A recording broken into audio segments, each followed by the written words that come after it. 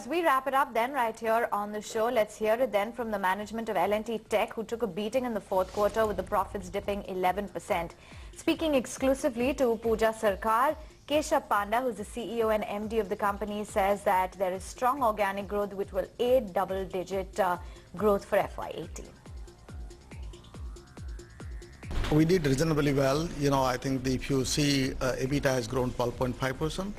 The revenue has grown 6% now, FY16 to FY17.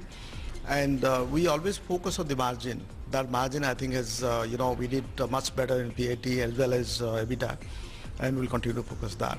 I'm very excited about the year closing FY17.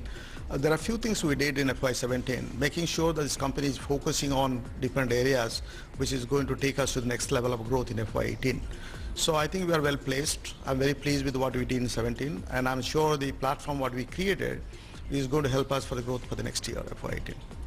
Coming to the new acquisition that you have done on L&T Technologies, which is essentially into the semiconductor space, can you give us some highlights of the company and how it will add to your margins going forward? I think overall point of view, we did analysis a year ago. We talked about what is that we need to take this company to next level. We have to recognize this is not an IT company. This is a technology company. This is an engineering company. We need to have, this technology, which is new age technology, will take us to next level. We did an analysis a year ago and found out that we need to have the 12, technology areas we should acquire. And this is not to get the revenue numbers, right? We looked at only the competency which we get quickly, so it take us to next level of growth. L&T Technology is a 20 billion company, and it is not just working on the semiconductor segment. They are also working on multiple other areas, new age technology areas as well. So I think we believe it, not only is going to grow the ASIC design and other semiconductor areas, it is also going to help us to grow in the new age technologies. The company is 20 million top line, and this is going to be, the whole team is going to be there, 100 plus engineers in California. And I think if you look at California, the place where you can't neglect that. AD technology, any segment you take, that's so important, we need to have present in California.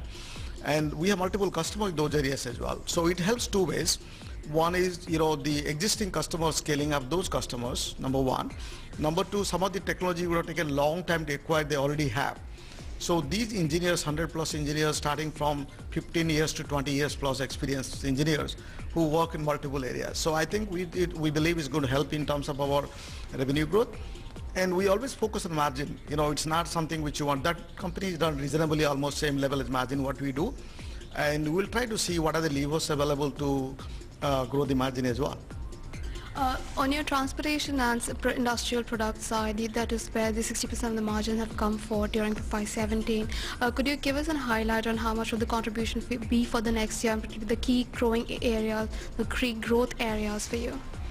Transportation industrial continue to do well. If you see not only last year, FY16 we did well, FY17 we did well, we continue to do well.